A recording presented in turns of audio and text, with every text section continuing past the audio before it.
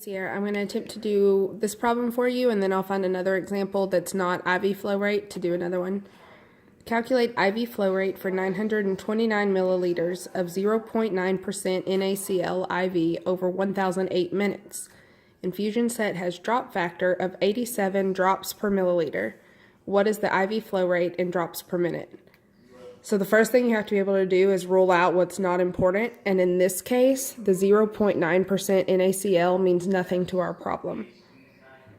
Okay, so to start a problem, what I always do is always start with what they're asking me for. So if I want my end answer to be in drops per minute, then I'm going to start, I want how many drops per minute is my goal. Okay, that's what we want to have, is drops per minute. So then I need to start plugging in what I know until I get to where all of my other units cancel out except for drops and minute. So if I look in my problem, there's the first place I see drops is 87 drops per 1 milliliter.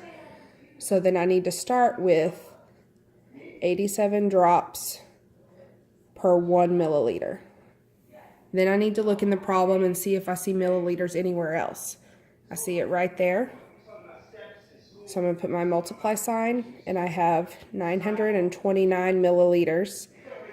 And then we have to figure out what that is. 929 milliliters per, if you're ever not sure if that's like what you're giving, then that's like saying one dose. So one dose is 929 milliliters. So see, I crossed out my milliliters. Now I need one dose, and look at in my problem, what else do I have? Well, I know that one dose is supposed to be given over 1008 minutes. So if I put that next, now my doses cross out. And then you've left with, you have your drops per minute. So I know that I'm done calculating because I have my drops and my minute. So then to solve it, you just have to go straight across. So I have 87 times 929.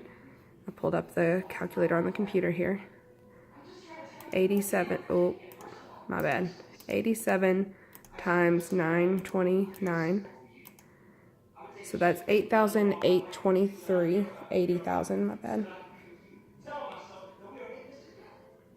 Divided by, and when I multiply straight across, I get 1,008.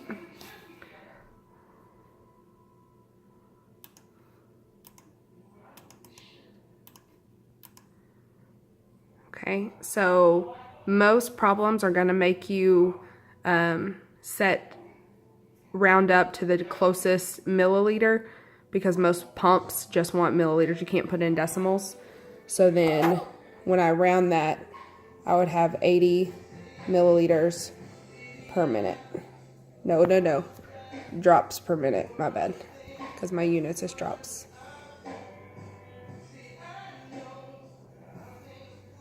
Okay, so the key is starting with what you're looking for. Then when you start your dimensional analysis, you want to start with whatever is on top of what you're looking for. Start with that on top here, and then start pulling information from your problem. Maybe that makes a little bit of sense.